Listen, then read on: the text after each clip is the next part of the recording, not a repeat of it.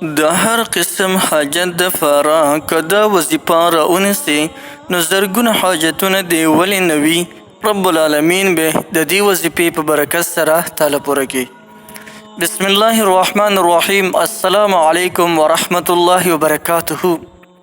زما رونو او خویندو، نن درته د یا بدیع العجائب بالخیر یا بدیع یو داسې زبردست وظیفه درته ښیمه که یو انسان دا وظیفه د هر قسم حاجت دپاره راونیسي، د هر قسم مشکلاتو دپاره، د بندشونو دپاره دا وظیفه راونیسي، د دې به داسې عجیب او غریب فواید او ثمرات سیکي چې تمام حاجتونه به رب العالمین د غیبونه پوره کوي.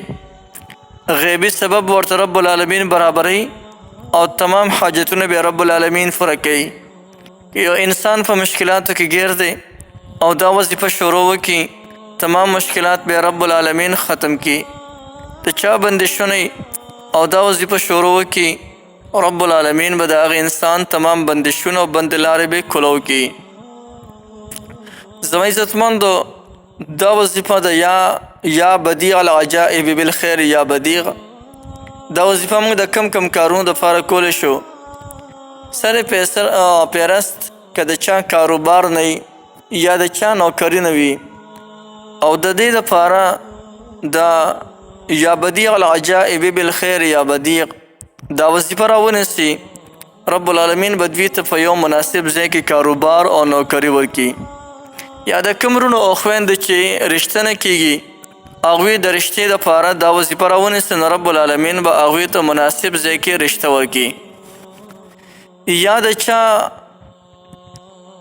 چا باندې قرض ډېر زیات روخته دی او د قرض د لاسه ډېر انتخابي پریشانه دی، نو که همدا وظیفه راونیسي نو رب العالمین به د هغې تمام قرضونه ختم کړي. یا دې نه علاوه د چا اولاد نشته دی او په زړه کې خواهش دی چې الله جل شانه دې ماته نیکمل اولاد راکړي او د هغې دپاره هم دا وظیفه راونیسي، نو الله جل شانه به هغې ته نیکمل اولاد ورکړي.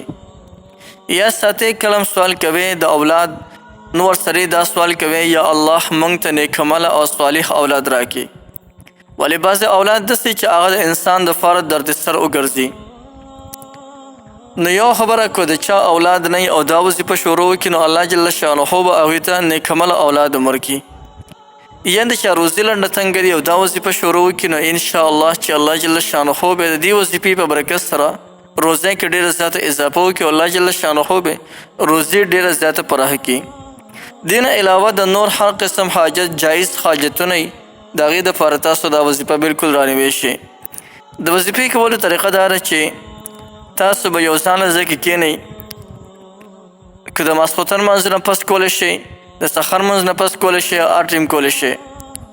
یو ځانله ځای کې به کښېنئ، 7 کرته به په نبي علیه السلام باندې درود شریف وایئ، بیا به 2000 کرته یا بدیع العجائب بالخیر یا بدیع دا وظیفه به وکړي. تر د یو هفتې پورې به دا وظیفه وکړي. خو چې کله هم دا وظیفه کوي، نو ذهن کې به د خپل حاجت حاضر ساتي، تصور کې به دا حاجت راولي چې زما دا پلانکې حاجت دی، رب العالمین دې ماله دغه پلانکې حاجت پوره کړي.